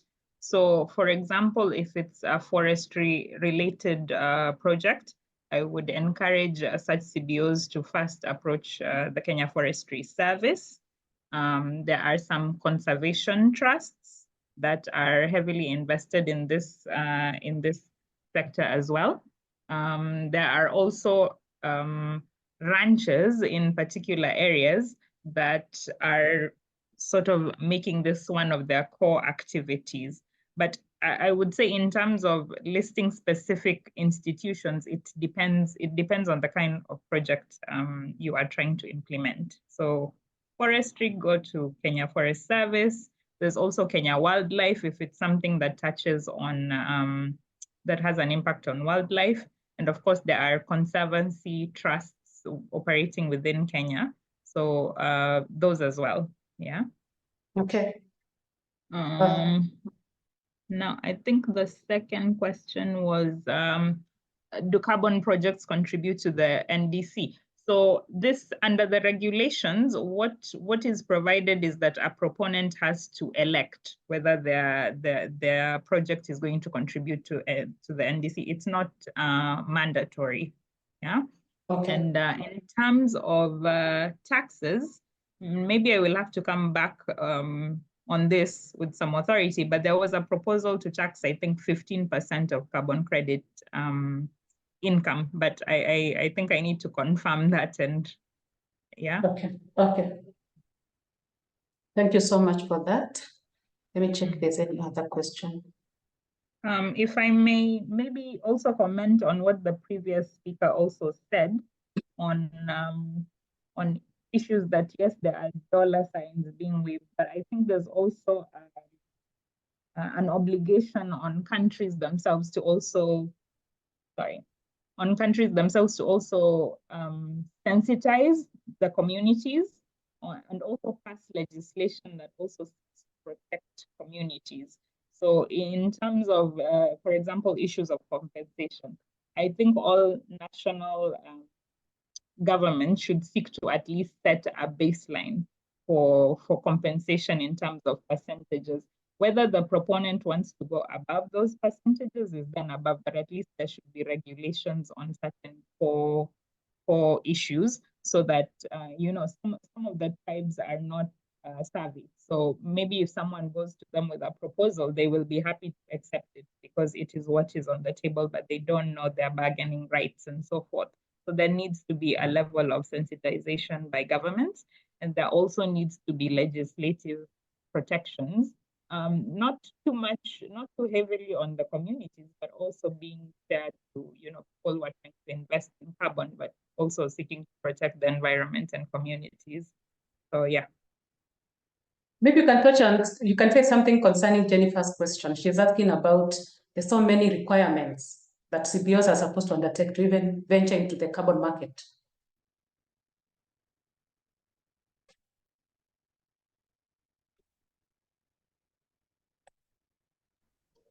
Could I check on that, Colisa? Yes, please. Yes, please. Now, I want to try to put this again, break it a little bit better. When you go to a market, you have money, right? Yes. And they are good in the market, and you pay, and you solve and you get the goods, right? It's all charity. It's not being given for free. There is a trade-off, right?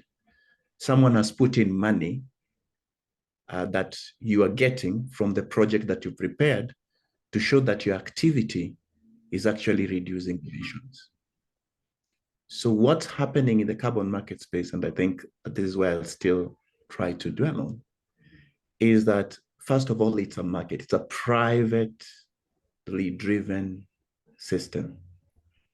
And it has rules that are already in existence. So if you're an NGO, not for profit, and you're venturing into that system, you need to know the rules, that you're moving towards a privately or regulated space. And you need to understand what happens in the space.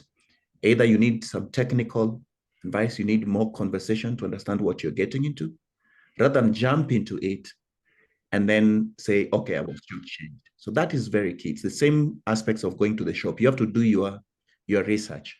on the money that I have, what's being sold, why is it being sold? The second aspect is that already the carbon market exists and it's moving.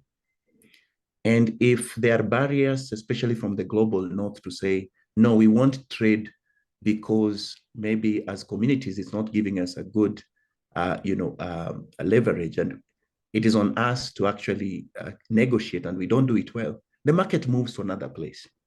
And that is why you find that Africa sometimes has been losing out, and most of the markets move to other regions of the world, simply because those who are putting in their money are also looking for a product. They are offsetting, and so they want to get to areas that will actually give them those outcomes that they desire. But also when they get to the market, they have to negotiate. It's the power of negotiations. So if you were to come to a level where you are to negotiate in a way that is equitable, it is important to arm yourselves with the knowledge and the facts that will be able to help you negotiate. And one of the things that the global south is not doing right is accounting for their natural capital and monetizing it in a way that allows them to negotiate in a better framework. And that is something that we need to address, especially from the global south. What are our accounting systems? Because that is also what feeds into the NDCs. The national determined commitments actually are monetized. You look at how they are, they are proposed. There is always a monetary value attached to it. So it is a really, really important space that requires some level of expertise. It is not where somebody will be really nice to you and tell you, okay, we are thinking about you. No, they're actually paying a cost. So that's the aspect that I just needed to emphasize. So as you get in, whether from a private or a not-for-profit perspective, just understand that carbon markets is actually more of a private-driven space, and it is driven by market dynamics and forces. Right. That's just the aspect that I needed to emphasize. Thanks. Thank you, Desmond. And there's one more question, which I think should be the last one, because our time is far much spent. There's a question from Namibia. Someone is asking, how best can barriers and pain points in Africa be converted in opportunities to derive profit from this private carbon market, despite the potential of market moving to other parts of the world? Is that me again? Yes, it is you. Okay. The first, yeah, yeah. The other people can have, but let me just say this shortly, so that I also give time to the other speakers to comment. The first aspect is to know what carbon markets are and ground yourself on what they are and how they are formed. What is the product? What are the costs in the market? What are the platforms of trading? What is being offered? Because there are different grades and there are different projects that lead to different aspects of the product. After understanding that, then understand how it is issued and what are the frameworks that allow you to actually access them. And once you get to know that, then you're able to make an informed decision whether in fact you want to get into the carbon market space or not. And it gives you the risk frames to know, even if I get into the market, what are the trade-offs? What am I going to get? What might I lose? And after working on your maths and looking at 1 + 1 will give me 2, and you realize that it is profitable and it will work for you, then you jump in and you trade, because it's an opportunity that people should tap into, especially if you're able to show that your activity or your project is able to actually lead to an offsetting, or you can actually lead to the removal or abatement of the carbon cost associated with emissions. And then after that, you then form more of peer groups and learn from different cases on what has worked well, what has not worked well. I think also understanding the lessons learned from different countries and different regions that have done well is very important. And here I would suggest that EU really has very good presidencies to show how they've navigated this issue, because they've been there for a long time. And some of the adjustments that they've made actually, even though it's not perfect, some of the issues are still controversial, but it helps you as countries that are still developing to follow those particular examples into enforcement. Another way is to push governments to adopt policies that are favorable, not just to the local, but also can create an environment to incentivize and also ensure that people are made aware of what's happening in the market. And one of them is like creating a registry. I don't want to repeat what the other presenters have said, but the last presentation was some of the pathways that national jurisdictions can actually complement what's happening at the global level. I think those two for me are the most important: capacity building, knowing what you're getting into, and then forming peer group where you draw lessons from what they did wrong, what they did right, and how you can move forward. Thank you so much. Thank you so much. Okay, let me just add to what Desmond has said. Yes. Especially in terms of pricing guidelines. I think the pricing of carbon credit is slightly influenced by a combination of so many factors, and it's not strictly regulated by a single guideline. For instance, you have to look at the issues of market dynamics. You have to look at also the issues of voluntary versus compliance market. You also have to look at the issues of national regulators and but also pricing guidelines from your own country. So there is no universal pricing guideline or organization. Several organizations and platforms have provided indicative prices based on historical data and current market trends. So it depends on what the current pricing system is. But of course, there are several ones. Now, in terms of how best barriers and pain points in Africa can be converted into opportunities. He has said so many things, but you also need to look at the issues of leveraging natural resources and biodiversity, which Africa has a vast natural resources and rich biodiversity, which can be utilized for highly quality carbon offset projects. He talked about the issues of capacity building and education. And of course, establishing strong governance and regulatory frameworks is key. And that is where we have the Europe and like North America who are far ahead. But we understand that these are developed countries and we are from the developing countries. So we need to put this perspective in places. We also need to look at the issues of innovative financing mechanisms. From my country, I know that Nigeria has issued first, second, and third green bonds. The first one was really oversubscribed, and the second one was the same. But then the issues of raising green bonds to raise capital for large-scale carbon offset projects is attracting environmental friendly conscious investors. And so we need to look at this.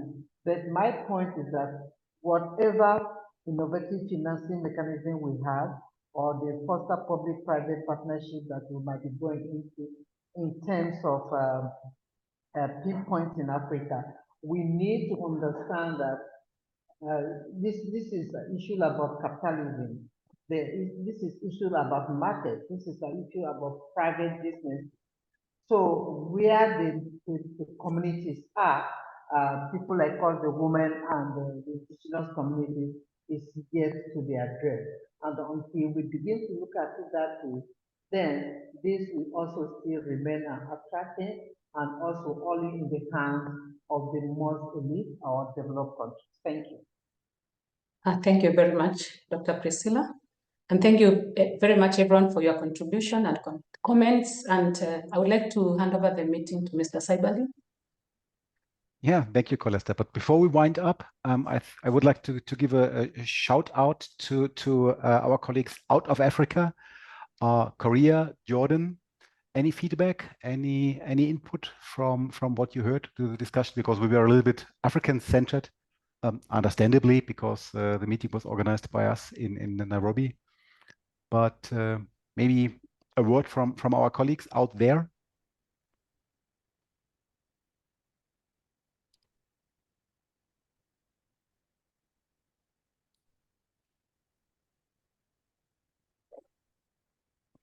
Nothing at the moment. Okay. So we then just hope that Korea will buy a lot of carbon credits in Kenya when they are continuing building their cars and their ships and their heavy industries, and will be a good partner by buying that. So in winding up, first of all, I want to thank the three presenters. That was a really comprehensive and highly interesting oversight from the whole topic. And I think the idea we followed was fully justified, that we had an overview over the global markets and an African-centered look on the gray areas, as Ms. Achakpa has called it, because I know that you are a friend of stronger wording and you can call it differently, but let's keep it at the gray areas. that is a good compromise position to get into discussion. Because of course, there are no two ways about it. There is a contradiction in terms, there is a contradiction in interests, especially for African countries when we are talking about protecting the environment on the one side and the economic sustainable development of the continent on the other side, which is highly needed, which is a priority in many countries. But how can that be integrated in the global fight for a sustainable future, for a sustainable economic development?